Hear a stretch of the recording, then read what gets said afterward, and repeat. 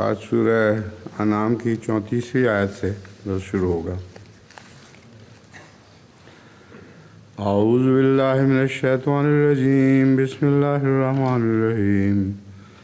قد نعلم انہ لیحزنک الذی یقولون فانہم لا یکذبونک ولکن الظالمین بآیات اللہ یجحدون۔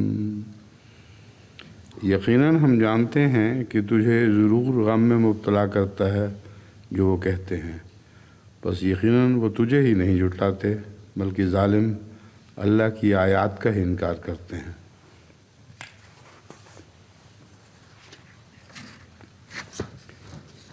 یجحدون کے لفظ سے متعلق امام راغب لکھتے ہیں، الجحود کے معنی ہیں دل میں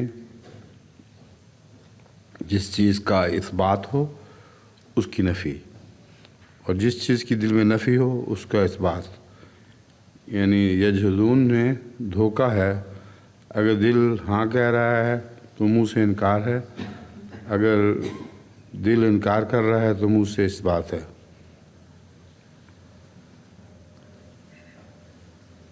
بس اللہ تعالیٰ کی آیات سے متعلق وہ یہی سلوک کرتے ہیں، جو دل میں ہے اس کے برعکس بات کرتے ہیں۔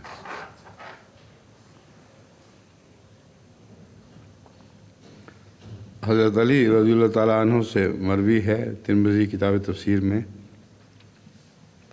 ابو جہل نے رسول اللہ صلی اللہ علیہ وسلم سے کہا کہ ہم تیری تکذیب نہیں کرتے لیکن اس کی تکذیب کرتے ہیں جسے تو لایا ہے۔ اس پر اللہ تعالیٰ نے نازل فرمایا فَإِنَّهُمْ لَا يُكَذِّبُونَكَ وَلَٰكِنَّ الظَّالِمِينَ بِآيَاتِ اللَّهِ يَجْحَدُونَ۔ یہ چونکہ نزول قرآن کا مضمون کہ شان نزول کیا تھی وہ چلتا ہے، اس لیے جن علماء کو زیادہ اس کا شوق ہے وہ ایسی حدیثیں جوڑ کے لاتے ہیں، مگر یہ یقینی بات نہیں ہے کہ یہ بات واقعہ پہلے ہوا ہو اور پھر وہ آیت نازل ہوئی ہو۔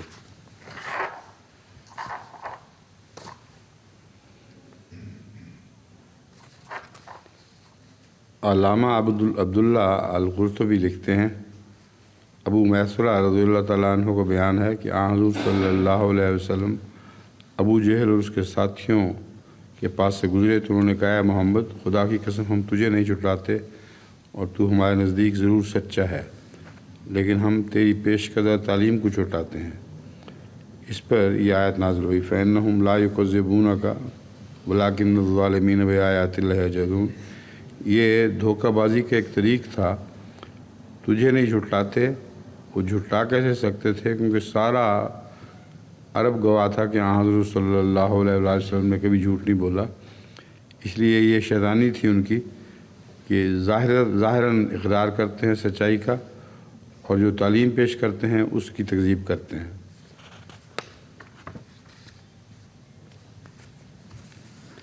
آیت 35 وَلَقَدْ كُذِّبَتْ رُسُلٌ مِّن قَبْلِكَ فَصَبَرُوا عَلَىٰ مَا كُذِّبُوا وَأُوذُوا حَتَّىٰ آتَاهُمْ نَصْرُنَا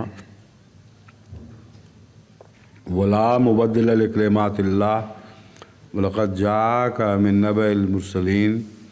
اور یقیناً تجھ سے پہلے بھی رسول جھٹلائے گئے تھے اور انہوں نے اس پر کہ وہ جھٹلائے گئے صبر کیا، اور وہ بہت ستائے گئے یہاں تک کہ ان تک ہماری مدد آ پہنچی، اور اللہ تعالیٰ کے کلمات کو کوئی تبدیل کرنے والا نہیں، اور یقیناً تیرے پاس مرسلین کی خبریں آ چکی ہیں۔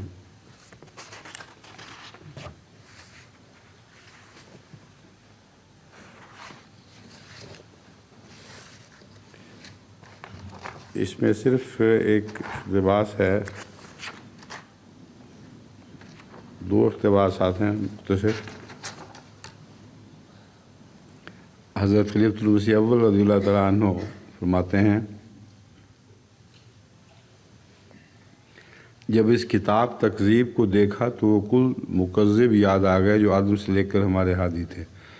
یہاں کتاب تکذیب سے مراد ہے تکذیب براہین احمدیہ۔ تو کہتے ہیں جب میں نے اس کتاب کو دیکھا تو وہ سارے مکذب یاد آ گئے جو آدم سے لے کر ہمارے ہادی فدا و ابی و امی صلی اللہ علیہ وسلم تک آپ کے اور آپ کے سچے اور نیک فرمانبردار اور جانثاروں کے مقابل گزرے، مگر وہی الہی سنت اور خدائی قاعدہ کے انجام کار اہل ایمان اور راست باز ہی فتح یاب ہوتے ہیں، میرے واسطے جاں فضا راحت بخش ثابت ہوا۔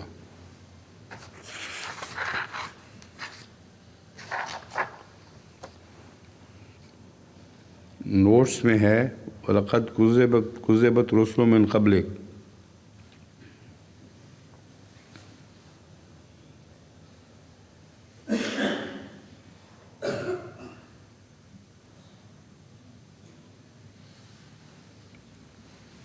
نوٹس میں صرف اتنی بات ہے کہ ہمیشہ سے سلسلہ چلا آ رہا ہے اور یہ پہلے بھی بیان کیا جا چکا ہے۔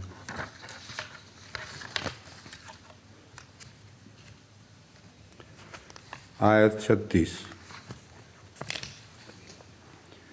وَإِنْ كَانَ كَبُرَ عَلَيْكَ إِعْرَاضُهُمْ فَإِنِ اسْتَطَعْتَ أَنْ تَبْتَغِي نَفَقًا فِي الْأَرْضِ أَوْ سُلَّمًا فِي السَّمَاءِ فَتَأْتِيَهُمْ بِآيَةٍ وَلَوْ شَاءَ اللَّهُ لَجَمَعَهُمْ عَلَى الْهُدَى فَلَا تَكُونَنَّ مِنَ الْجَاهِلِينَ۔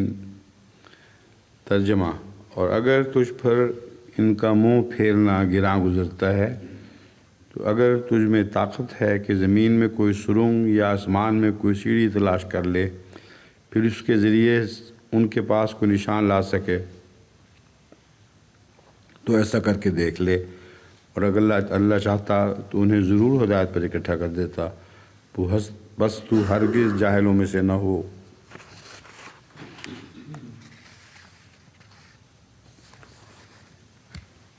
یہ ان آیات میں سے ہے جو کچھ مشکل ہیں اور حل طلب ہیں۔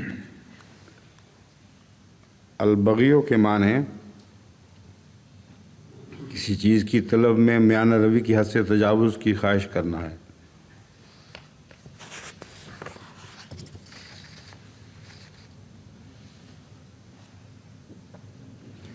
نفقاً امام راغب کے نزدیک آر پار ہو جانے والا کوچہ یا سرنگ جس کے دونوں منہ کھلے ہوں، اور نفاق بھی اسی مضمون سے نکلا ہے کہ چوہے کے بل کے ایک طرف بھی سوراخ ہو، دوسری طرف بھی سوراخ ہو، جس طرف سے چاہے نکلے، جس طرف سے چاہے دھوکہ دے کے دوسرے طرف نکل جائے۔ بس یہ نفاق بھی آر پار جانے والے کوچے یا سرنگ کو کہتے ہیں۔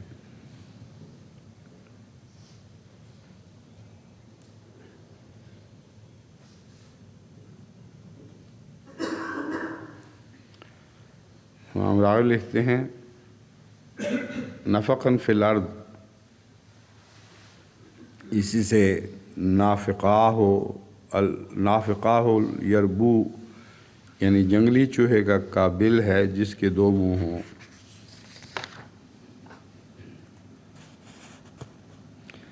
السلم اصل میں ہر اس چیز کو کہتے ہیں جس کے ذریعے بلند مقامات پر چڑھا جاتا ہے، چنانچہ سیڑھیاں سلم ہیں۔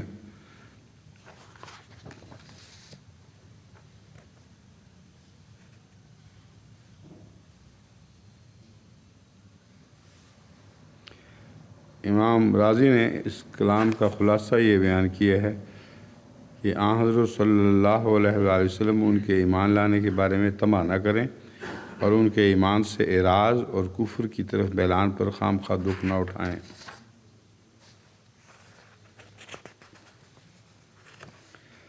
حضرت مسیح موعود علیہ السلام فرماتے ہیں، یعنی اگر تیرے پر اے رسول اللہ صلی اللہ علیہ وسلم ان کافروں کا اعراض بہت بھاری ہے، سو اگر تجھے طاقت ہے تو زمین میں سرنگ کھود یا آسمان پر زینہ لگا کر چلا جا اور ان کے لیے کوئی نشان لے آ، اور اگر خدا چاہتا تو ان سب کو جو نشان مانگتے ہیں ہدایت دے دیتا، بس تو جاہلوں میں سے مت ہو۔ دوسرا اقتباس حضرت مسیح علیہ السلام فرماتے ہیں، حضرت صلی اللہ علیہ وسلم بہت جلد فیصلہ کفار کے حق میں چاہتے تھے، کفار کے حق میں چاہتے تھے، مطلب ہے کفار سے متعلق جلدی چاہتے تھے کہ جلد فیصلہ ہو جائے، مگر خدا تعالیٰ اپنے مصالح اور سنن کے لحاظ سے بڑے توقف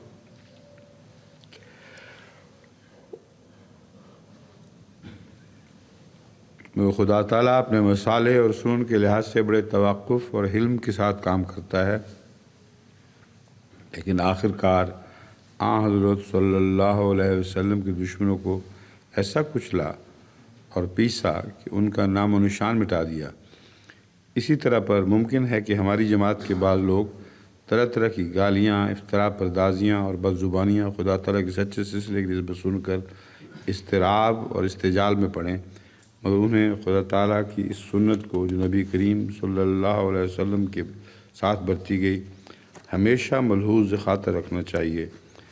اس لیے میں پھر اور بار بار بتاکید حکم کرتا ہوں کہ جنگ و جدال کے مجموعوں، تحریکوں اور تقریبوں سے کنارہ کشی کرو، اس لیے کہ جو کام تم کرنا چاہتے ہو یعنی دشمنوں پر حجت پوری کرنا، وہ اب خدا تعالیٰ نے اپنے ہاتھ میں لے لیا ہے۔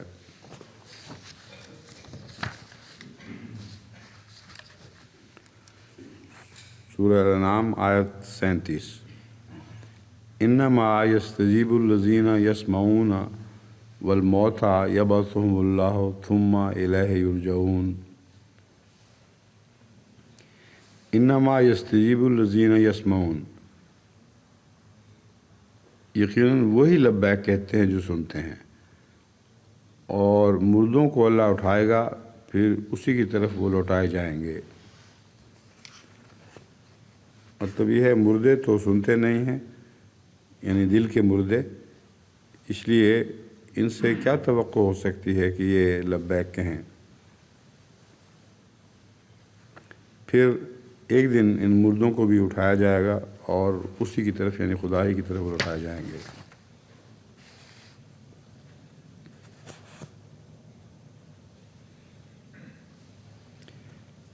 علامہ راضی لکھتے ہیں کہ آپ جن لوگوں کو اس بات کی ترغیب و تحریص دلا رہے ہیں کہ وہ آپ کی تصدیق کریں، وہ تو بمنزلہ مردوں کے ہیں جو سنتے نہیں، اور قبول تو صرف وہ کرتا ہے جو بات سنے۔ مذکورہ مفہوم ہی میں اللہ تعالیٰ کا یہ قول بھی ہے، انک لا تسمع الموتیٰ۔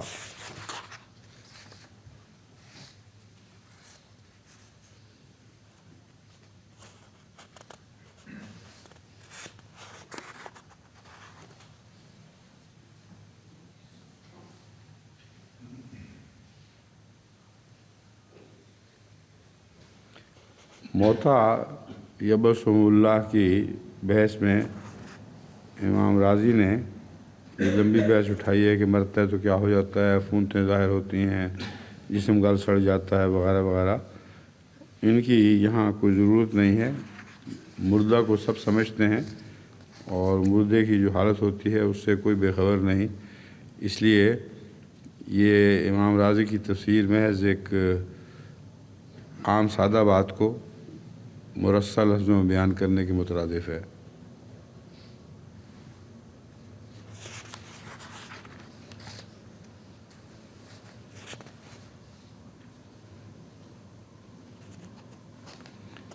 اب یہی بات علامہ قرطبی نے لکھا ہے، موتیٰ سے مراد وہ شخص ہے جو مر گیا۔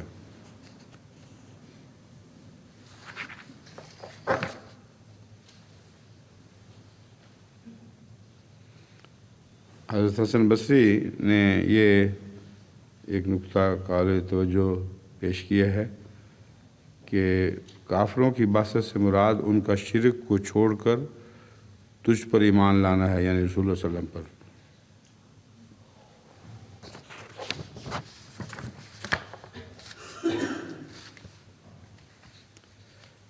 آیت 138۔ وَقَالُوا لَوْلَا نُزِّلَ عَلَيْهِ آیَةٌ مِّن رَّبِّهِ قُلْ إِنَّ اللَّهَ قَادِرٌ عَلَىٰ أَن يُنَزِّلَ آیَةً وَلَٰكِنَّ أَكْثَرَهُمْ لَا يَعْلَمُونَ۔ وہ کہتے ہیں کہ کیوں نہ اس کے رب کی طرف سے اس پر کوئی عظیم نشان اتارا گیا۔ تو کہہ دے کہ یقیناً اللہ اس بات پر قادر ہے کہ وہ کوئی عظیم نشان اتارے، لیکن ان میں سے اکثر نہیں جانتے۔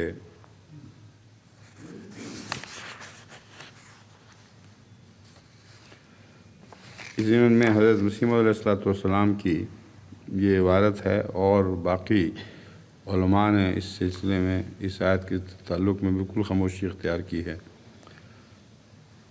فرماتے ہیں قدرت تو حقیقت میں اسی بات کا نام ہے جو داغ احتیاج اسباب سے منزہ اور پاک ادراک انسانی سے برتر ہو۔ اول خدا کو قادر کہنا اور پھر یہ زبان پر لانا کہ اس کی قدرت اسباب مادی سے تجاوز نہیں کرتی، حقیقت میں اپنی بات کو آپ رد کرنا ہے۔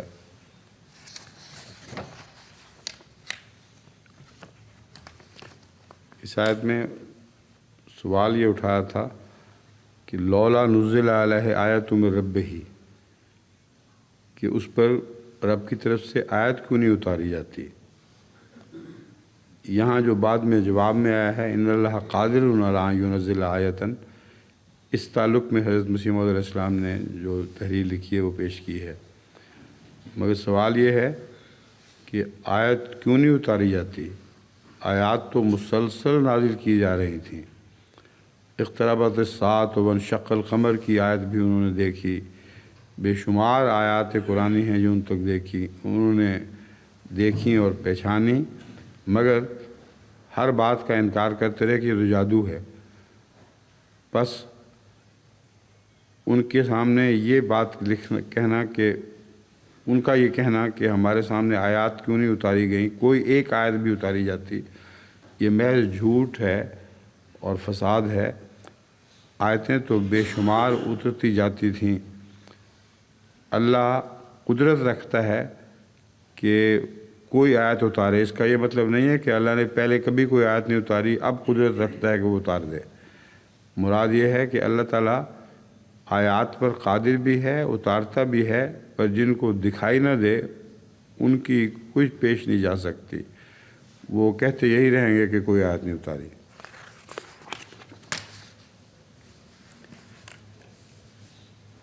آیت 39 وَمَا مِن دَابَّةٍ فِي الْأَرْضِ وَلَا طَائِرٍ يَطِيرُ بِجَنَاحَيْهِ إِلَّا أُمَمٌ أَمْثَالُكُمْ مَا فَرَّطْنَا فِي الْكِتَابِ مِنْ شَيْءٍ ثُمَّ إِلَىٰ رَبِّهِمْ يُحْشَرُونَ۔ اور زمین میں کوئی چلنے پھرنے والا جاندار نہیں اور نہ کوئی پرندہ جو اپنے دو پروں سے اڑتا ہے، مگر یہ تمہاری ہی طرح کی امتیں ہیں، ہم نے کتاب میں کوئی چیز بھی نظر انداز نہیں کی، آخر وہ اپنے رب کی طرف اکٹھے کیے جائیں گے۔ پرندوں وغیرہ کا جو ذکر ملتا ہے، یہ تمام جانور جو زمین میں چلتے ہیں، یہ جس طرح انسانوں کی ایک امت بنائی گئی ہے، ان جانوروں کی بھی اپنی اپنی امتیں ہیں، اور قرآن کریم میں ان سب کی تفصیل بیان ہوئی ہے۔ ان میں سے ہر امت پر جو غور کیا جائے تو وہ خدا تعالیٰ کی طرف ہی رہنمائی کرے گی۔ اب دیکھنے میں پرندہ اڑتا ہے پروں کے ساتھ، لیکن پر کیسے بنائے گئے، کس طرح اس کے جسم کھوکھلی ہڈیوں سے بنا تاکہ وزن کم ہو اور پر اس کو اٹھا سکیں، یہ پورا نظام ہے ایک، جس کو یہ کہہ دیتے ہیں جی ارتقاء سے ہوا، مگر اس کا ایک ایک ذرہ انکار کر رہا ہے ارتقاء کا۔ پرندوں کا اس طرح خود بخود بن جانا ناممکن ہے، تو اس لیے قرآن کریم نے یہ مثال ان مثالوں میں سے دیے جو نشان اللہ تعالیٰ کی طرف سے ہیں۔ کچھ تو وہ نشان ہیں جو قرآن کریم رسول اللہ علیہ وسلم کی تائید میں ویسے ہی نازل فرماتا رہتا ہے، اور کچھ وہ نشان ہیں جو آفاق میں ہیں، جو ہر طرف ان کو دکھائی دے رہے ہوتے ہیں، لیکن وہ ان پر توجہ نہیں کرتے۔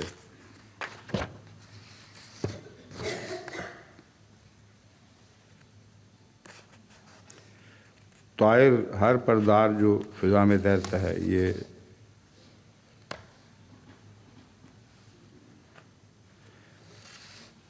علامہ ابو عبداللہ قرطبی نے یہ ایک معنی کیا ہے جو درست ہے، طائر فی عنقہ، اس کا شگون اس کی گردن میں ہی ہے، تو طائر کا لفظ صرف پرندوں کے لیے استعمال نہیں ہوتا بلکہ شگون کے لیے بھی استعمال ہوتا ہے۔ انسان کے پرندے سے مراد اس کا عمل ہے جو اس کی گردن میں معلق رہتا ہے اور وہ گواہ بن جاتا ہے اس کے متعلق، جیسا کہ قرآن کریم میں ہے وَكُلُّ إِنسَانٍ أَلْزَمْنَاهُ طَائِرَهُ فِي عُنُقِهِ، ہر انسان کا ہم نے ایک پرندہ اس کی گردن میں حمائل کر رکھا ہے۔ اب لفظ پرندہ ہے مگر گردن میں تو کوئی پرندہ نہیں ہے، اور اصرار ہے کہ ہر انسان کا، تو اس کی گردن میں اس کا اعمال نامہ ہوتا ہے، ان معنوں میں کہ اس کی شاہ رگ گردن سے گزرتی ہے اور اس کا اعمال نامہ شاہ رگ میں محفوظ ہوتا ہے، یہاں تک کہ اللہ تعالیٰ اس کی شاہ رگ سے بھی زیادہ قریب ہے۔ تو یہاں طائر سے ایک معنی پرندہ نہیں بلکہ اس کا شگون، اس کا اعمال نامہ ہے۔ ابھی شیعہ مترجمین کا ایک نمونہ یہ دیکھ لیں کہ امام جعفر صادق علیہ السلام سے منقول ہے کہ جس اونٹ پر سوار ہو کر 3 حج ادا کیے گئے ہوں اس کا شمار جنت کے چوپایوں میں ہو جائے گا۔ اب کبھی کسی نے جنت میں اونٹ کا سنا ہے ذکر قرآن کریم میں یا کسی حدیث میں کہ جنت میں اونٹ پھر رہے ہوں گے؟ تو یہ لغویات ہیں شیعوں کی، جس کی طرف یہ غیر شیعہ سنی ڈر کے مارے توجہ نہیں کرتے، کیونکہ ان کو پتہ ہے کہ اگر اس طرح توجہ ہوئی تو پاکستان میں پھر نہ کنٹرول ہونے والا ایک شیعہ سنی فساد شروع ہو جائے گا۔ مگر ان فسادوں سے ڈرتے ہیں شیعہ حکومت کی وجہ سے، ورنہ خدا کا کوئی خوف نہیں۔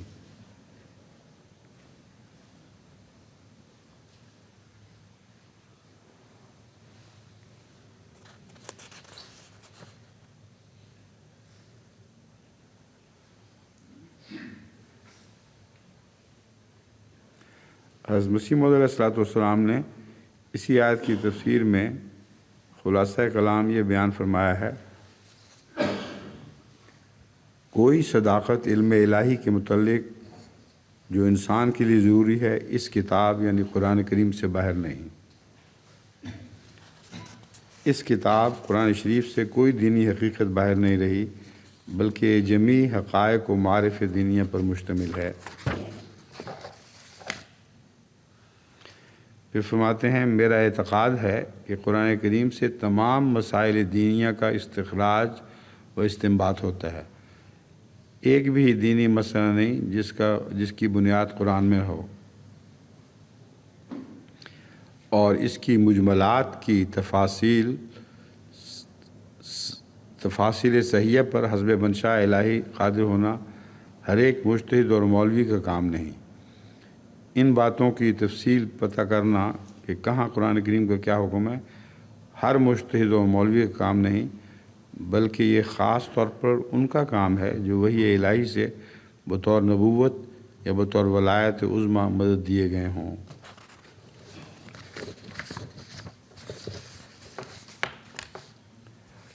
سورہ الانعام آیت 40، والذین کذبوا بآیاتنا صم وبکم فی الظلمات من یشاء اللہ یضللہ ومن یشاء یجعلہ علی صراط مستقیم، اور وہ لوگ جنہوں نے ہماری آیات کو جھٹلایا وہ اندھیروں میں بھٹکتے ہوئے اندھے اور بہرے ہیں، جسے اللہ چاہتا ہے گمراہ ٹھہرا دیتا ہے اور جسے چاہے اسے صراط مستقیم پر گامزن کر دیتا ہے۔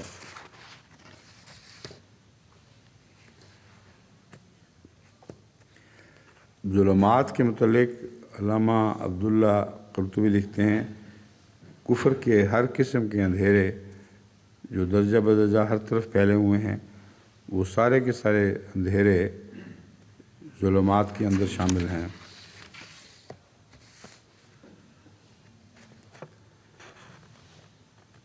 علامہ دمشقی لکھتے ہیں وہ کسی متوجہ کرنے والے کا کلام نہیں سنتے، سمن بکمن، یعنی وہ حق بات نہیں کرتے، وہ کفر کے اندھیروں میں بھٹکتے پھرتے ہیں بس وہ اس قرآن عظیم حضرت صلی اللہ علیہ وسلم اور تعلیمات اسلامی میں غور و فکر کرنے سے غافل ہیں۔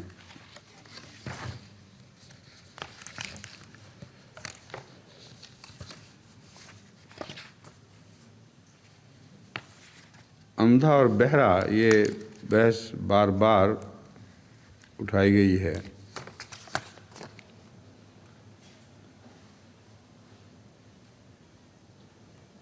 اندھے ہیں اور بہرے ہیں۔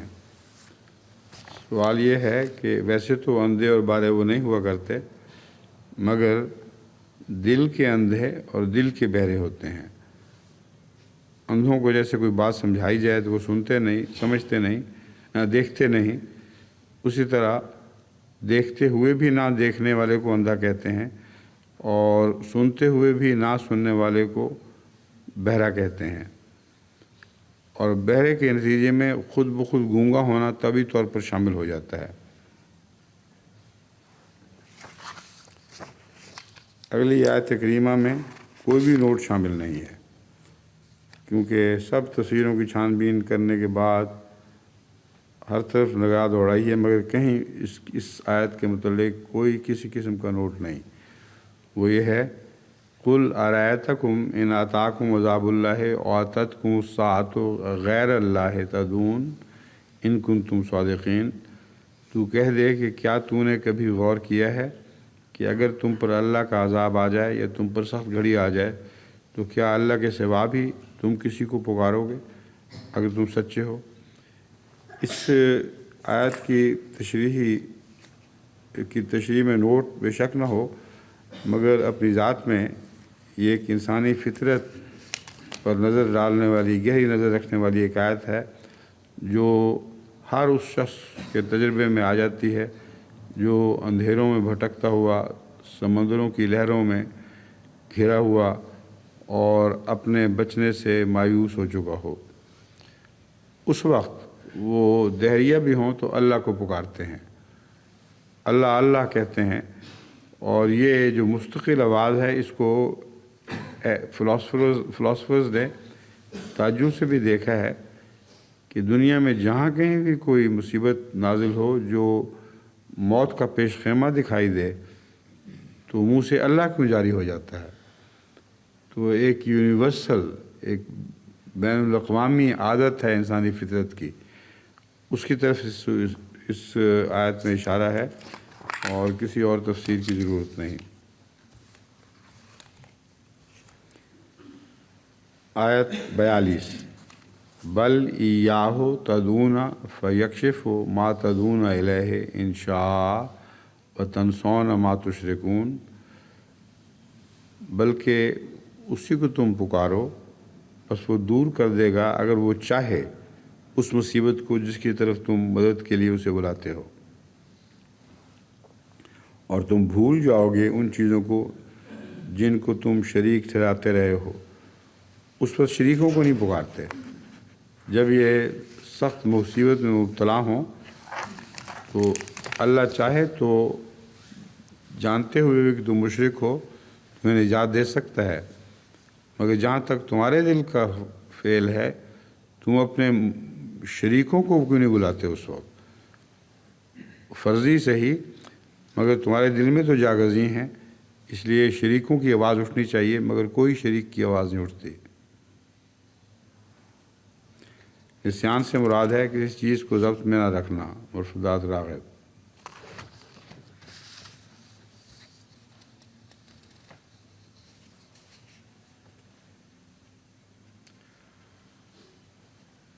اللہ تعالیٰ نے ہمیشہ فرماتے ہیں، اللہ تعالیٰ نے دوسری دعاؤں میں قبول کرنے کا وعدہ نہیں کیا، بلکہ صاف فرما دیا ہے کہ چاہوں تو قبول کروں اور چاہوں تو رد کروں، جیسا کہ آیت قرآن کریم صاف بتلا رہی ہے۔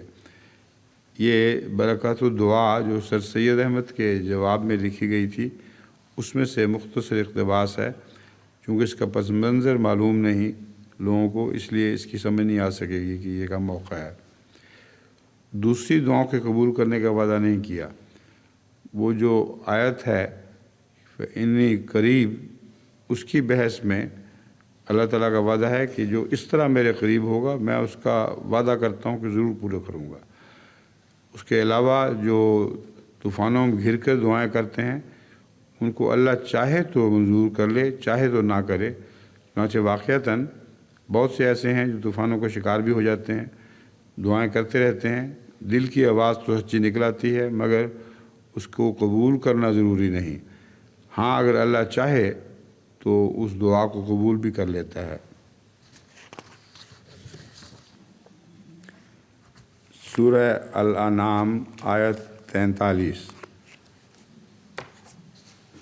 وَلَقَدْ أَرْسَلْنَا إِلَىٰ أُمَمٍ مِّن قَبْلِكَ فَأَخَذْنَاهُمْ بِالْبَأْسَاءِ وَالضَّرَّاءِ لَعَلَّهُمْ يَتَضَرَّعُونَ، اور یقیناً ہم نے تجھ سے پہلے کئی امتوں کی طرف رسول بھیجے، پھر ہم نے ان کو کبھی سختی اور کبھی تنگی میں مبتلا کیا تاکہ وہ عاجزی اختیار کریں۔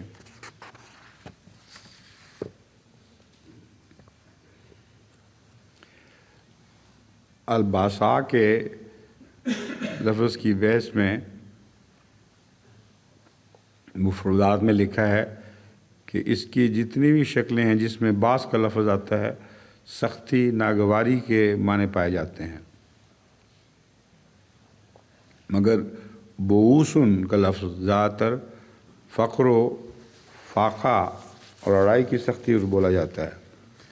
الباسو اور الباساؤ زخم اور نقصان کے معنوں میں آتا ہے۔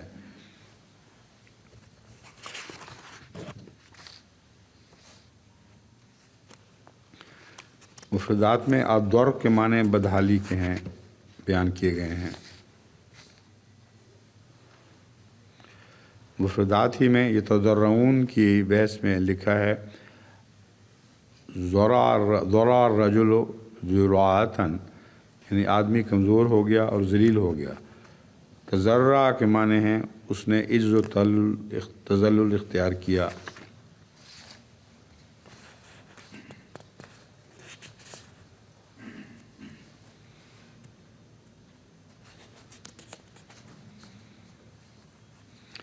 حضرت خلیفۃ المسیح اول نے یہ قاعدہ کلیہ ایک اس سے نکالا ہے جو بیان کیا ہے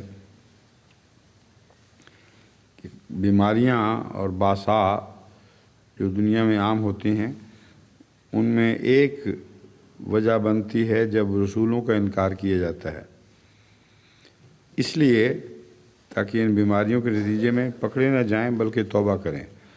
چنانچہ جتنی بھی پیشگوئیاں ہوتی ہیں انبیاء کے آنے کی اس کی وجہ محض دھمکی نہیں ہے بلکہ چونکہ اپنے سامنے وہ عذاب نازل ہوتے دیکھتے ہیں اس لیے اس امید پر کہ اس سے شاید ان کے دل میں تضرع پیدا ہو اور وہ پکارنے والی کی آواز کو سن سکیں۔ اسی ضمن میں حضرت خلیفۃ المسیح اول لکھتے ہیں یہاں قادیان میں پچھلے دنوں طاعون پھیلنے لگا۔ یہ حضرت شیخ کی وصال کی بات کی بات ہے۔ میں نے خدا کی جناب میں نہایت تضرع سے دعا کی کہ ابھی تیری چھوٹی سی جماعت ہے، اب تو اس جماعت میں اس درجہ کا دعا کرنے والا بھی نہیں رہا، بس تو اپنا فضل کر۔ میں دیکھتا ہوں کہ طاعون مان چلا گیا، جو بیمار تھا وہ بھی اچھا ہو گیا۔ یہ تضرع کا نتیجہ ہے۔ بس آج بھی اس تضرع کو استعمال کرنے والے استعمال کر کے دیکھ سکتے ہیں۔ اگر واقعتاً تضرع ہو اور عاجزی ہو تو ایسے بڑے معجزات بھی ظہور پذیر ہو جاتے ہیں۔ فلولا اذ جاءہم باسنا آیت 44۔ فلولا اذ جاءہم باسنا تضرعوا ولكن قست قلوبهم وزین لهم الشیطان ما كانوا یعملون۔ بس جب ہماری طرف سے ان پر سختی کی مصیبت آئی کیوں نہ انہوں نے گریہ و زاری کی، لیکن ان کے دل سخت ہو چکے تھے اور شیطان نے ان کو خوبصورت کر کے دکھا دیے جو اعمال وہ کیا کرتے تھے۔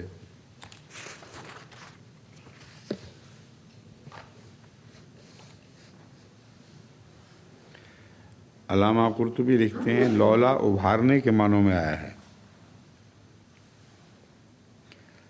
یہ فعل کے ساتھ آتا ہے اور حلہ کے معنوں میں استعمال ہوتا ہے۔ یہ دعا کے ترک کرنے پر اظہار ناراضگی ہے، یعنی فلولا اذ جاءہم باسنا، جب ان کو تکلیف پہنچی تو پھر انہوں نے ہمیں پکارا کیوں نہیں۔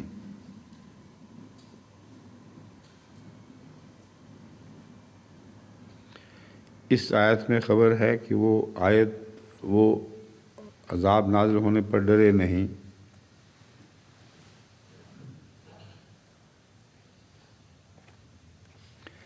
لیکن خود ہی یہ کہہ کر علامہ قرطبی کو خیال آتا ہے کہ تضرع تو وہ کرتے ہیں اور ڈرتے ہیں، ابھی پہلی آیت میں ذکر گزر چکا ہے۔ تو اس کا جواب انہوں نے یہ بنایا ہے کہ غیر مخلصانہ تضرع کیا۔ یہ جواب بنایا بھی ہے اور درست بھی ہے، کیونکہ جو تضرع کرتے ہیں وہ اپنی جان بچانے کی خاطر آخری وقت میں تضرع کرتے ہیں، جیسے فرعون نے ڈوبتے ہوئے تضرع کیا تھا۔ اس وقت وہ توبہ قبول کرنے کا وقت تو گزر چکا ہوا ہوتا ہے۔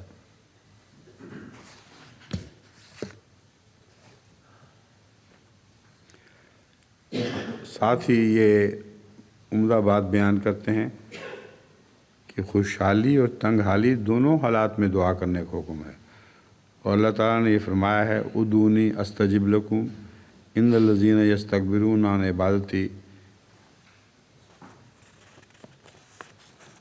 یہاں عن عبادتی سے مراد دعا سے استکبار مراد ہے۔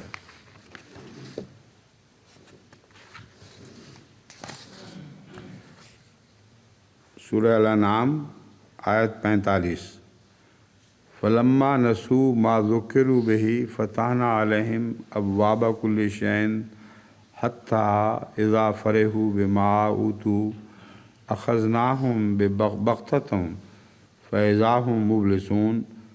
بس جب وہ بھول گئے جو انہیں بشدت یاد دلایا گیا تھا تو ہم نے ان پر ہر چیز کے دروازے کھول دیے، یہاں تک کہ جب وہ اس پر اترانے لگے جو ان کو دیا گیا تو ہم نے اچانک انہیں پکڑ لیا اور وہ یکدم سخت مایوس ہو گئے۔ الفرح کے معنی مفردات میں لکھے ہیں کسی فوری یا دنیاوی لذت پر انشراح صدر۔ عموماً اس کا اطلاق جسمانی لذتوں پر خوش ہونے کے معنی میں ہوتا ہے۔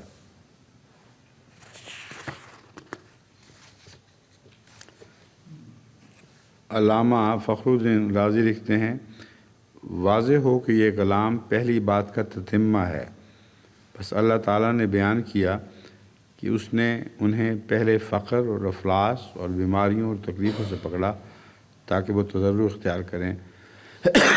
پھر اس آیت میں یہ بیان کیا کہ جب وہ اس نصیحت کو جو انہیں فقر و افلاس اور بیماریوں کے ذریعے کرائی گئی تھی بھول گئے تو پھر ہم نے ان پر ہر چیز کے دروازے کھول دیے، انہوں نے افلاس اور بیماریوں سے راحت، آسائش اور قسم قسم کی نعمتوں میں منتقل کر دیا۔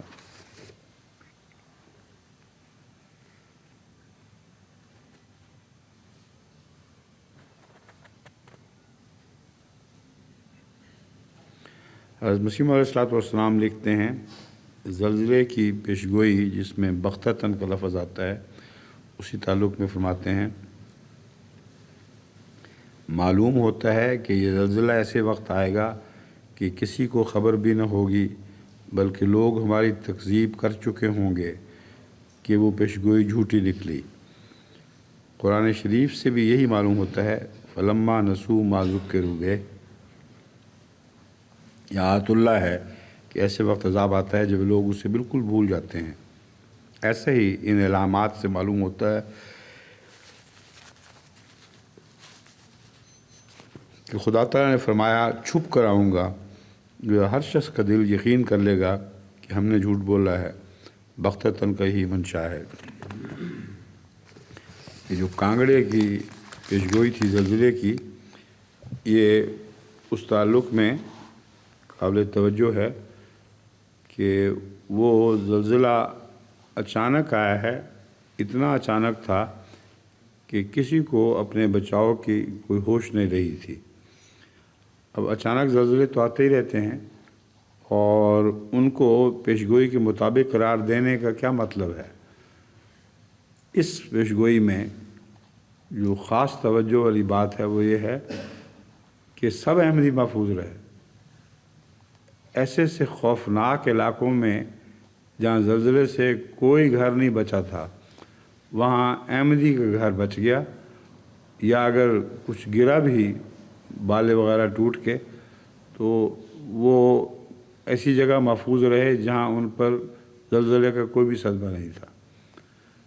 یہاں تک کہ تمام کے تمام ایک بھی احمدی اس زلزلے میں نہیں مارا گیا۔ تو اب کوئی اس کو حادثہ تو نہیں کہہ سکتا۔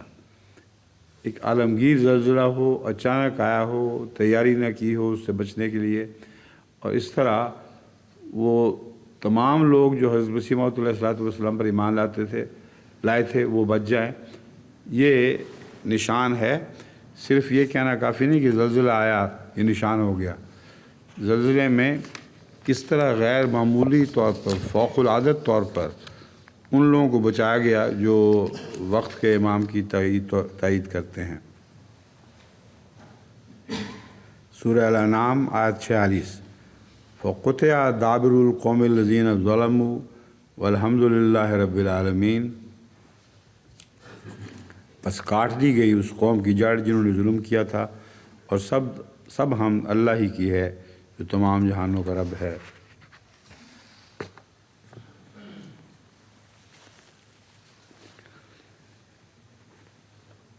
منجد میں ہے دبرن کا لفظ قبلن کے متضاد استعمال ہوتا ہے، اور الدبار کا معنی ایسی ہلاکت کے ہیں جو جڑ کو کاٹ دے۔ اور ایام جاہلیت میں بدھ کے دن کو دبار کہا جاتا تھا، کیونکہ عرب اس دن سے بدشگونی لیا کرتے تھے۔ وَالدَّابِرُ يُقَالُ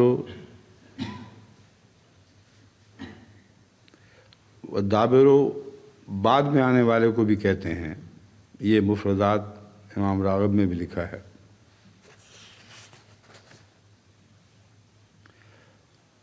اور دابر کا اصل جڑ ہے۔ اس تعلق میں جو جڑ کاٹی گئی، حضرت مسیح موعود علیہ السلام حقیقت الوحی میں اپنا ایک واقعہ بیان فرماتے ہیں۔ مولوی غلام دستگیر نے میرے صدق یا کذب کا فیصلہ آیت فَقُطِعَ دَابِرُ الْقَوْمِ الَّذِينَ ظَلَمُوا پر چھوڑا تھا۔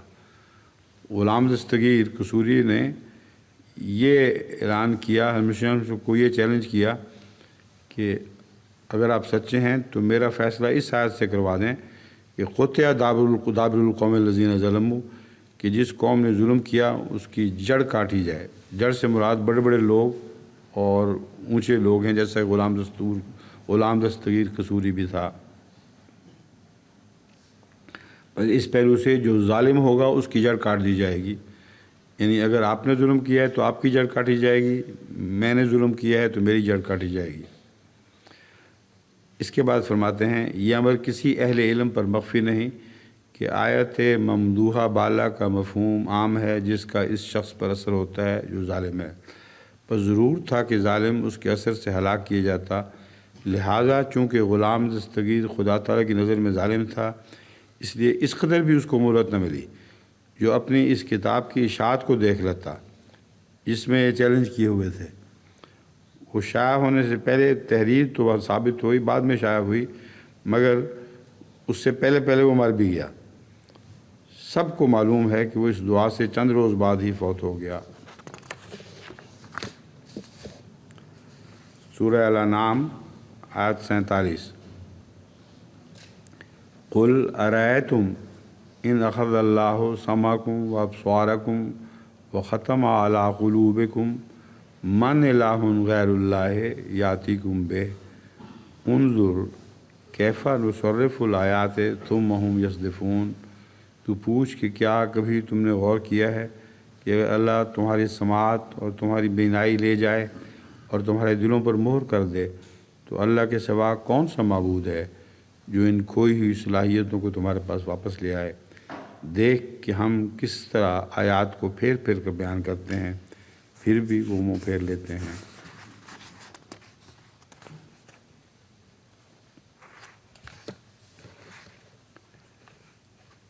التصریف کے متعلق امام راغب لکھتے ہیں، صرف کی نسبت کثرت کے ساتھ کثرت کے معنی پائے جاتے ہیں، اور عام طور پر صرف کسی چیز کو ایک حالت سے دوسری حالت میں پھیرنے، ایک امر کو دوسری امر کی طرف تبدیل کرنے کے لیے آتا ہے۔ مراد یہ ہے کہ اللہ تعالیٰ نے جو تصریف آیات فرمائی ہے تو اس کو مختلف پہلوؤں سے بیان فرمایا ہے، تاکہ کوئی پہلو تو دیکھنے والے کو دکھائی دے گا، اور یہ نسبت ہے کہ تصریف آیات کی جاتی ہے۔ ہوائیں جب بدلتی ہیں، ایک رخ چھوڑ کر دوسرا رخ اختیار کرتی ہیں، تو ان کو بھی تصریف کہا جاتا ہے۔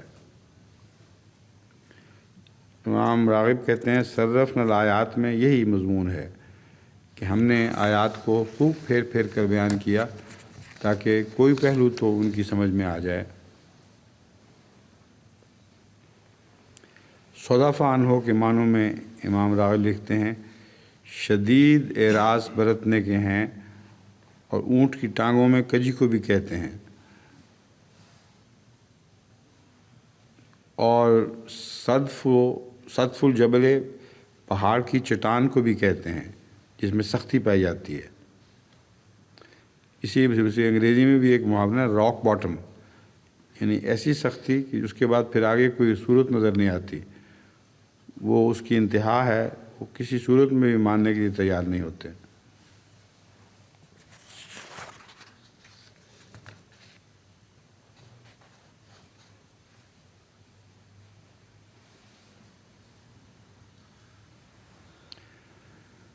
علامہ راضی نے اس سے استدلال کیا ہے ہستی باری تعالیٰ پر۔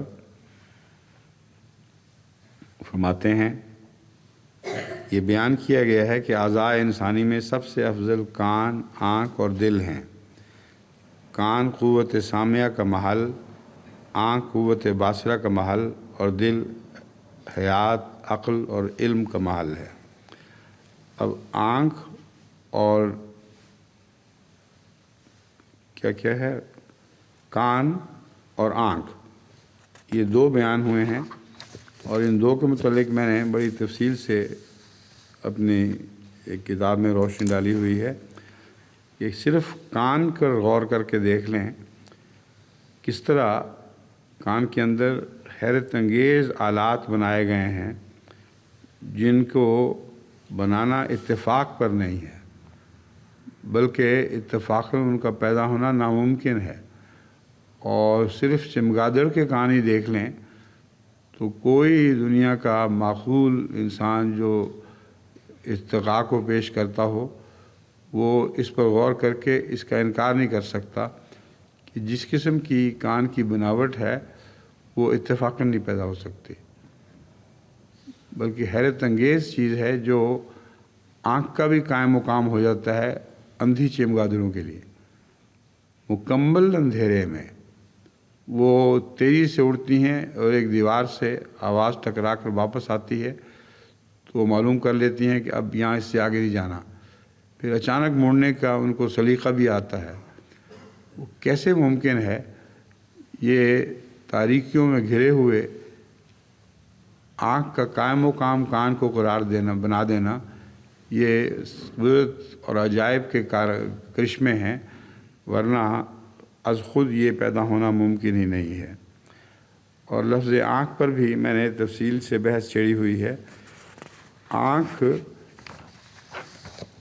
ایک مکمل نظام ہے جو تدریجاً از خود ایک دوسرے کے بعد بن ہی نہیں سکتا۔ کلیتاً مکمل نظام، ریٹنا تک اس کے اندر جو روشنی کی پھاڑنے کی تدبیریں ہیں، کون سی روشنی جو ہے سیاہ و سفید میں بدلتی ہے، کون سی رنگوں میں تبدیل ہوتی ہے، یہ اتنا عظیم کائنات کا نظام ہے کہ اس میں اگر صرف آنکھ کے اندروں کو حجاب نہ حائل ہو جائیں سو وہ اپنی آنکھ ہی سے خدا تعالیٰ کی قدرت کا مشاہدہ کر سکتے ہیں۔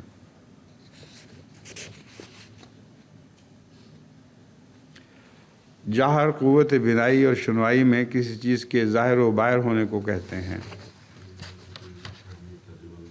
کیا وہی نہیں؟ اچھا،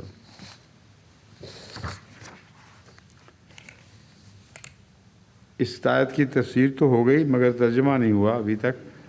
آیت ہے قل ارأیتکم ان اتاکم عذاب اللہ بغتۃ او جہرۃ هل یہلک الا القوم الظالمون۔ تو کہہ دے کیا تم نے کبھی غور کیا ہے کہ اگر تمہارے پاس اللہ کا عذاب اچانک یا ظاہر و باہر دکھائی دیتا ہوا آ جائے تو کیا ظالم قوم کے سوا بھی کوئی ہلاک کیا جائے گا؟ اب جہاز سے مراد جو میں نے نبوت بنائی کی بحث کی تھی، یہ امام راغب نے بھی یہی بحث اٹھائی ہوئی ہے۔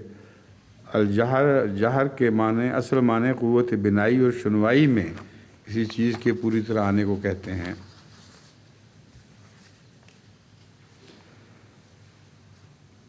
آیت 49 وما نرسل المرسلین الا مبشرین ومنذرین فمن آمن واصلح فلا خوف علیہم ولا هم یحزنون۔ اور ہم پیغمبر نہیں بھیجتے مگر اس حیثیت میں کہ وہ بشارت دینے والے اور انذار کرنے والے ہوتے ہیں، بس جو ایمان لے آئے اور اصلاح کرے تو ان پر کوئی خوف نہیں اور نہ وہ کوئی غم کریں گے۔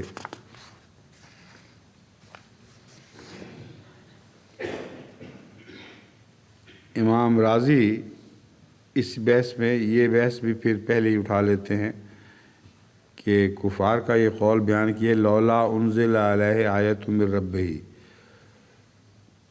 ان پر رسول اللہ صلی اللہ علیہ وسلم پر کفار کہتے ہیں کوئی آیت کیوں نہیں اتاری جاتی؟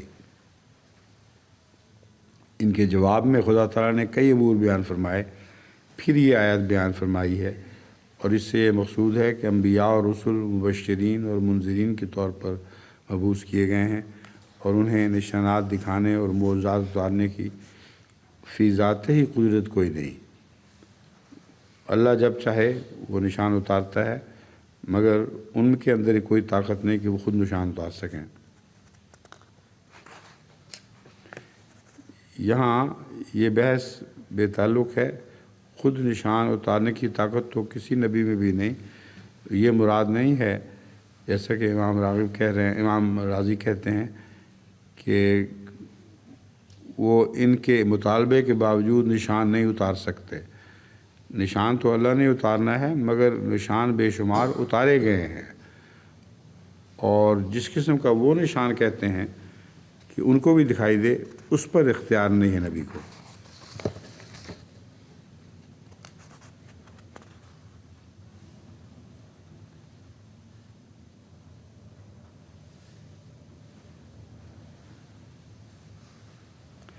حضرت خلیفۃ المسیح اول اپنا ایک واقعہ اسی آیت کے تعلق میں لکھتے ہیں، وہ کذالک نولی بعض الظالمین بعضا کی تشریح کرتے ہوئے فرماتے ہیں کوئی ظالم ہوتا ہے تو اس پر ظالم کو متولی کر دیا جاتا ہے، بس تم اپنے ظلم کو دور کرو۔ ایک ایسا شخص تھا جس نے دعا کی درخواست کی کہ میں مقدمے میں ایسا پھنس گیا ہوں کہ اس میں نکلنے کی کوئی صورت دکھائی نہیں دے رہی۔ اس کے جواب میں حضرت خلیفۃ المسیح اول رضی اللہ تعالیٰ عنہ نے لکھا کہ تم بھی ظالم ہو، تم پر ظالم متولی کر دیا گیا ہے، بس اپنے ظلم کو دور کرو۔ میں نے سفارش کوئی نہ کی مگر دعا کی اور وہ حاکم بدل گیا۔ سنو، اس نے جب استغفار کی کثرت کی تو اتفاق ایسا ہوا کہ جس روز اس کا مقدمہ پیش ہونا تھا وہ حاکم کسی کو چارج دے گیا اور قائم مقام نے اس کے حق میں فیصلہ کر دیا۔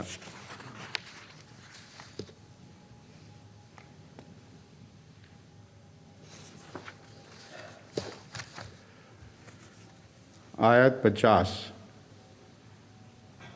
والذین کذبوا بآیاتنا یمسهم العذاب بما كانوا یفسقون، اور وہ لوگ جنہوں نے ہمارے نشانات کو جھٹلا دیا ان کو ضرور عذاب آ پکڑے گا بسبب اس کے جو وہ بدکاریاں کرتے تھے۔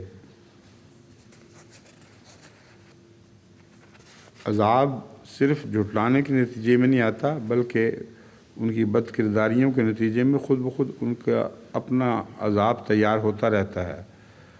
اور یہ ایک تفصیلی بحث ہے جو پہلے بھی میں کئی دفعہ چھیڑ چکا ہوں کہ فاسق فاجر لوگ جو بدعملیاں عمالیاں کرتے رہتے ہیں، ان کا ایک نیمیسس کے ذریعے علاج ہو رہا ہوتا ہے، جب بھی طبی طور پر ان کے اوپر ان کے اعمال ہی بلائیں بن کر اترتے رہتے ہیں۔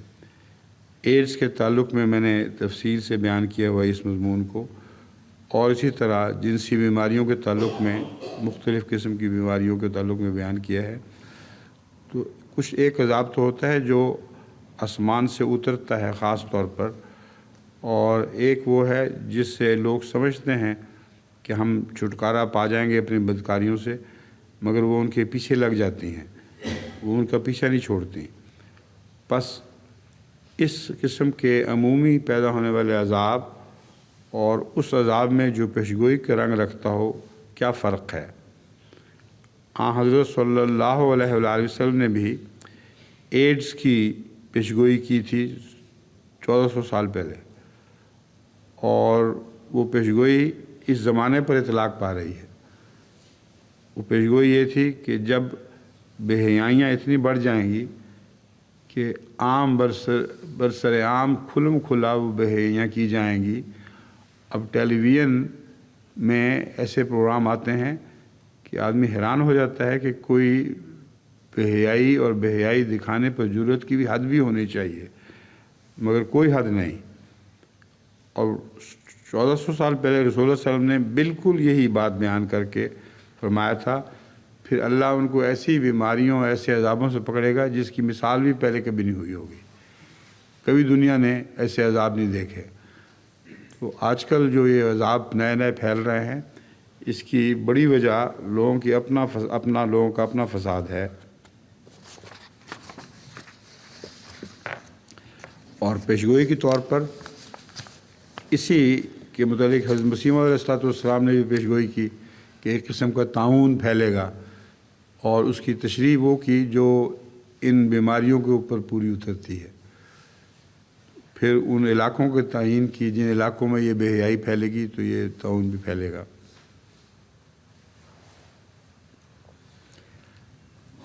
جب شروع میں یہ ایڈز کا قصہ عام ہوا تھا تو ٹیلی ویژن پہ اس کو ایک قسم کا طاعون ہی کہا جاتا تھا، اور حضرت مسیح موعود علیہ السلام کے بالکل یہی الفاظ ہیں، ایک قسم کا طاعون۔ آیت 51: قُلْ لَا أَقُولُ لَكُمْ عِنْدِي خَزَائِنُ اللَّهِ وَلَا أَعْلَمُ الْغَيْبَ وَلَا أَقُولُ لَكُمْ إِنِّي مَلَكٌ إِنْ أَتَّبِعُ إِلَّا مَا يُوحَىٰ إِلَيَّ قُلْ هَلْ يَسْتَوِي الْأَعْمَىٰ وَالْبَصِيرُ أَفَلَا تَتَفَكَّرُونَ۔ تو کہہ دے کہ میں تم سے یہ نہیں کہتا کہ میرے پاس اللہ کے خزانے ہیں، اور نہ ہی میں غیب کا علم رکھتا ہوں، اور نہ میں تم سے کہتا ہوں کہ میں فرشتہ ہوں۔ میں اس کے سوا جو میری طرف وحی کی جاتی ہے کسی چیز کی پیروی نہیں کرتا۔ کہہ دے کیا اندھا اور دیکھنے والا برابر ہوتے ہیں؟ بس کیا تم سوچتے نہیں؟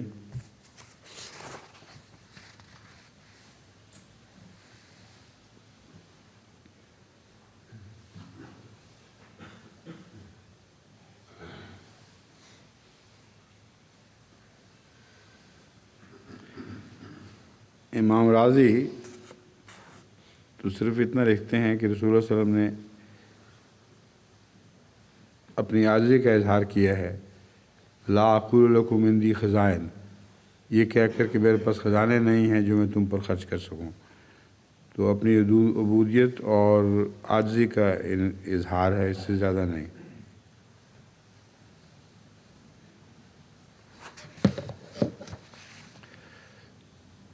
دوسرا، وہ جو کفار مطالبہ کیا کرتے تھے کہ اگر تم میں طاقت ہے تو واقعتاً اللہ کے رسول ہو تو پھر اپنی تائید میں چشمے پھوڑ لاؤ، چیزیں نکال لاؤ ہر قسم کی، جو ثابت کر دیں کہ اللہ تمہارے ساتھ ہے اور تمہاری خاطر قانون قدرت میں بھی تبدیلی کر دیتا ہے۔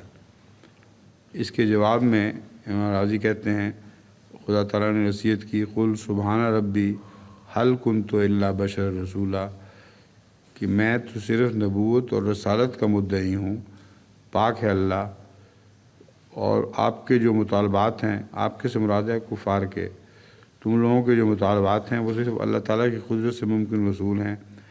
اس کلام سے مقصود عاجزی اور کمزوری اور انکساری کا اظہار ہے کہ وہ اپنے آپ ایسے مطلوبہ معجزات دکھانے سے قاصر ہیں۔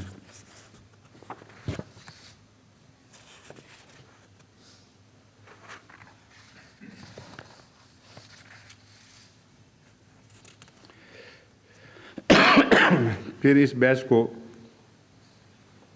پھیلاتے پھیلاتے امام راضی اس طرف نکل جاتے ہیں، وَمَا يَنْطِقُ عَنِ الْهَوَىٰ إِنْ هُوَ إِلَّا وَحْيٌ يُوحَىٰ، کہ وہ اپنی خواہشات کے تابع نہیں بولتے، بلکہ وہ ان کی طرف جو نازل کیا گیا ہو وہی ہے جو آپ کلام کرتے ہیں۔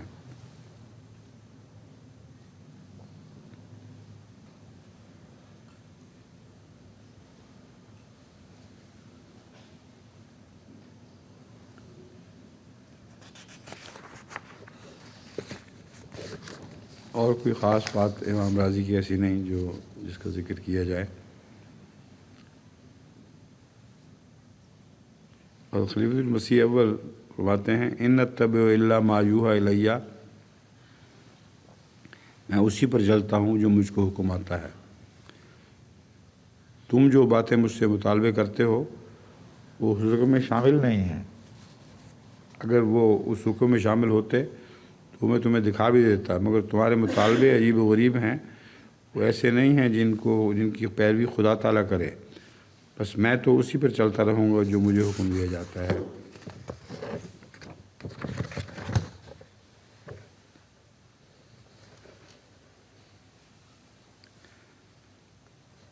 حضرت مسیح موعود علیہ الصلوۃ والسلام نے اس سے یہ مضمون نکالا ہے، کیا اندھا اور بینا مساوی ہو سکتے ہیں؟ ہرگز نہیں۔ بس جب ہم اس بات کو دیکھتے ہیں تو پھر کس قدر غلطی ہے کہ ہم اس سے فائدہ نہیں اٹھاتے۔ اب اس میں سے یہ نقطہ نکالا ہے، غرض یہ ہے کہ مومن کی فراست سے ڈرنا چاہیے، اور مقابلہ مومن کے لیے تیار ہو جانا دانشمند انسان کا کام نہیں، اور مومن کی شناخت انہی آثار اور نشانات سے ہو سکتی ہے جو ہم نے ابھی بیان کیے ہیں۔ اسی فراست الہیہ کا روپ تھا جو صحابہ کرام پر تھا، اور ایسا ہی انبیاء علیہ السلام کے ساتھ یہ روپ بطور نشان الہی آتا ہے۔ وہ پوچھ لیتے تھے کہ اگر یہ وحی الہی ہے تو ہم مخالفت نہیں کرتے، اور وہ ایک ہیبت میں آ جاتے تھے۔ یعنی وحی الہی اپنی ذات میں ایک ہیبت رکھتی ہے، اور مومن کی فراست اس کو پہچان جاتی ہے۔ حضرت صلی اللہ علیہ وآلہ وسلم جو بھی بات وحی کے روپ کے تابع کرتے تھے اس کو مسلمان مومن اس وقت پہچان لیتے تھے، اور ان کی فراست یہ تھی کہ وہ اس کو پہچانیں اور اس کے مقابلے کا کوئی وہم و گمان بھی ان کے دل میں پیدا نہ ہو۔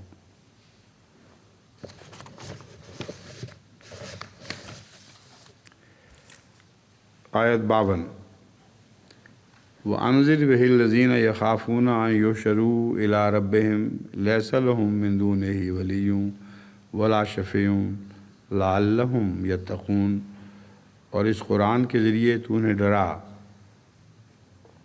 انہیں ڈرا جو خوف رکھتے ہیں کہ وہ اپنے رب کی طرف اکٹھے کیے جائیں گے، اس کے سوا ان کا کوئی ولی اور کوئی شفاعت کرنے والا نہیں ہوگا تاکہ وہ تقوی اختیار کریں۔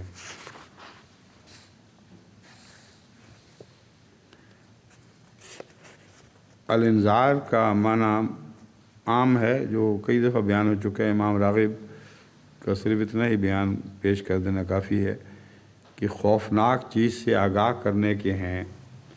یہاں جگہ جگہ جو لکھا ہوتا ہے کہ تیز موڑ آنے والا ہے، بچ کے چلو، پھسلن آ رہی ہے، برف والی جگہ ہے، احتیاط سے چلنا، بلیک آئس آ گئی، یہ سارے انذار کی قسمیں ہیں۔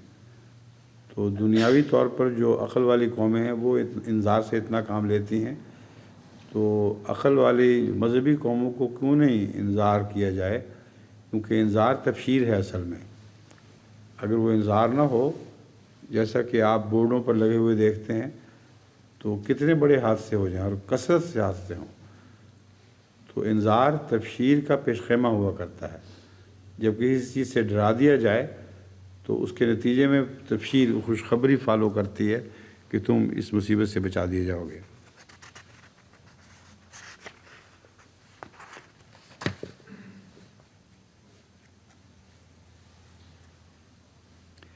شفیع کے لفظ کتابیں لکھتے ہیں امام راغب، شفاعت کا معنی کسی دوسرے کے ساتھ اس کی مدد کے لیے شامل ہونا اور اس کی طرف سے کوئی چیز مانگنا ہے.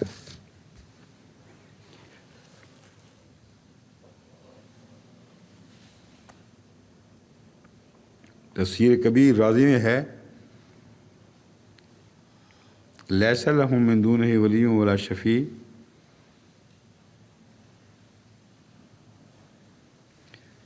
اللہ کے سوا کوئی اور کفار کا شفیع نہیں ہے.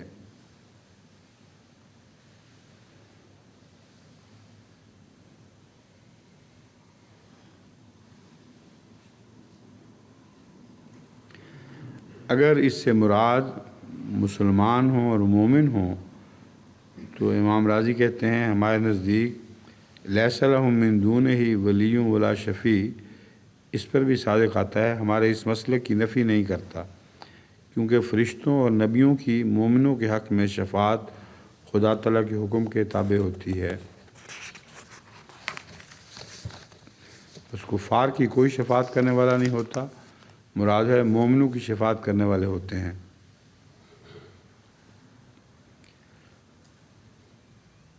الکشاف میں ہے، شفاعت حسنہ سے مراد مسلمانوں کے لیے دعا کرنا ہے، کیونکہ اللہ تعالیٰ سے شفاعت کرنے کے مفہوم میں آتا ہے. یعنی شفاعت تو نہیں، مگر اپنے بھائی کی بھلائی میں جو دعا کرتا رہتا ہے اس کو بھی بڑا مقام حاصل ہے. حضور صلی اللہ علیہ وآلہ وسلم سے مروی ہے کہ جو اپنے غیر حاضر بھائی کے لیے دعا کرتا ہے اس کی دعا قبول ہوگی، اور فرشتہ اس کے حق میں کہے گا تیرے لیے بھی ویسا ہی ہو. بس اگرچہ اصطلاحاً اس کو شفاعت نہیں کہہ سکتے کیونکہ اللہ کے اذن کے بغیر نہیں ہو سکتی، مگر غائبانہ بھائی کے لیے اس کے دکھ دور کرنے کے لیے دعا اتنی مقبول ہوتی ہے کہ گویا وہ شفاعت کا حکم رکھتی ہے.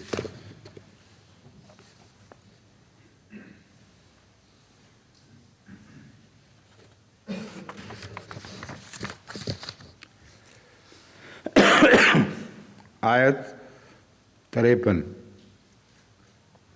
وَلَا تَطْرُدِ الَّذِينَ يَدْعُونَ رَبَّهُمْ بِالْغَدَاةِ وَالْعَشِيِّ يُرِيدُونَ وَجْهَهُ مَا عَلَيْكَ مِنْ حِسَابِهِمْ مِنْ شَيْءٍ وَمَا مِنْ حِسَابِكَ عَلَيْهِمْ مِنْ شَيْءٍ فَتَطْرُدَهُمْ فَتَكُونَ مِنَ الظَّالِمِينَ. ترجمہ: اور تو ان لوگوں کو نہ دھتکار جو اپنے رب کو اس کی رضا چاہتے ہوئے صبح بھی پکارتے ہیں اور شام کو بھی. تو ان لوگوں کو نہ دھتکار جو اپنے رب کی رضا چاہتے ہوئے صبح بھی اسے پکارتے ہیں اور شام کو بھی. تیرے ذمہ ان کا کوئی حساب نہیں اور نہ ہی تیرا کچھ حساب ان کے ذمہ ہے. پس اگر پھر بھی تو انہیں دھتکار دے گا تو تو ظالموں سے ہو جائے گا. یہ حضرت صلی اللہ علیہ وآلہ وسلم کو خطاب ہے، مگر مراد سارے مومنین ہیں. رسول اللہ صلی اللہ علیہ وسلم کے بلند مرتبے تک پہنچنے والا بھی اگر اپنے عاجز ساتھیوں میں سے کسی کو دھتکار دے اس لیے کہ وہ غریب ہے تو دوسرے مسلمانوں پر پھر دیکھیں کس قدر ذمہ داری عائد ہوتی ہے کہ اپنے غریب اور عاجز ساتھیوں کو دھتکاریں نہیں اور ان کی نیکی کا کسی قسم کا تمسخر نہ اڑائیں.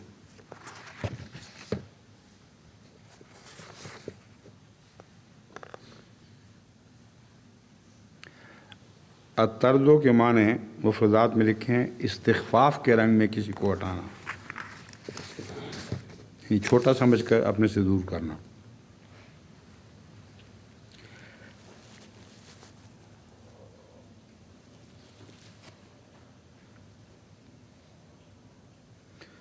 الغدوۃ والغداۃ، یہ جو ہے بالغدو والآصال، اس کی تشریح میں امام راغب کہتے ہیں کہ صبح اور شام مراد ہے، دن رات۔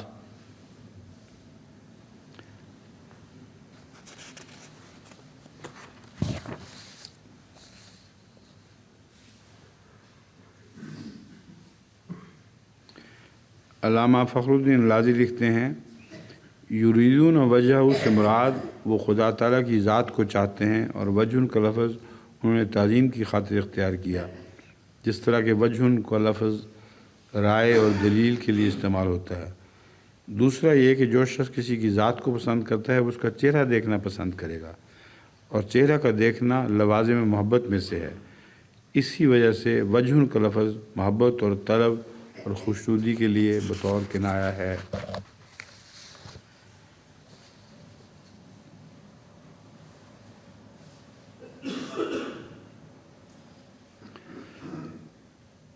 حضرت خلیفۃ المسیح اول نے اس سے یہ نقطہ نکالا ہے کہ اگر کسی کو سمجھانے کی خاطر بھی بات کی جائے تو وہ طریق ایسا ہونا چاہیے کہ لوگوں کو پتہ نہ لگے کہ کس شخص کی باتیں ہو رہی ہیں۔ فرمایا انبیاء ایک آدمی کو واز نہیں کرتے کیونکہ ممکن ہے کہ ضائع چلا جاوے۔ اب ضائع چلے جائے کا جو مضمون ہے یہ حضرت خلیفۃ المسیح اول نے اپنی طرف سے ایک پیدا کیا ہے اس میں، مگر ضائع چلے جائے کا ایک مفہوم ان معنوں میں ظاہر ہو جاتا ہے کہ جب سب لوگوں کو مخاطب کرتے ہیں تو کوئی نہ کوئی تو سمجھ جائے گا بات کو، اس لیے بھی وہ عوام الناس کو مخاطب کرتے ہیں۔ مگر اس آیت کے تعلق میں ان کی بڑی وجہ یہ بھی ہے کہ وہ لوگ ننگے نہ ہو جائیں، ان کے اوپر یہ خیال نہ ہو کہ میں نبی یا بزرگ ان کو ڈانٹ رہا ہے۔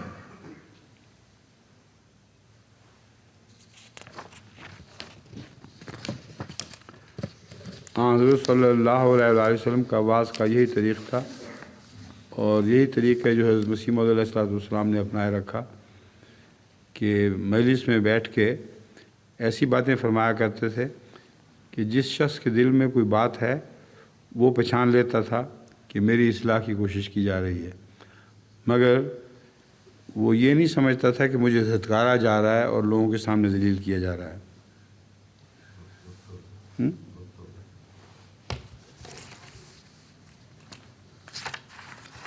چلیں یہ کل کی تیاری کے لیے تیار ہو جائیں۔ میں نے کہا مجھے خیال آیا ہے کہ وہ ایک ہی اتوار آنی ہے آگے سوال جواب کے لیے، اور لوگ بڑے بڑے تیاریاں کر رہے ہیں، تو کیوں نہ ہفتہ اتوار دونوں رکھ لیں، ہاں؟ اس کے بعد تو پھر اور کوئی نہیں آنا، ٹھیک ہے؟ اس لیے رشید صاحب وغیرہ تیاریاں کر لیں، بے شک 2 دن ہو جائیں گے سوال، ان کے پاس بھی سوال جمع ہوئے ہیں، یہ اٹھا لیں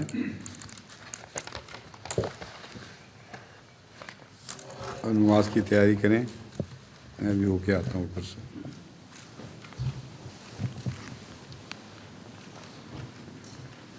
السلام علیکم۔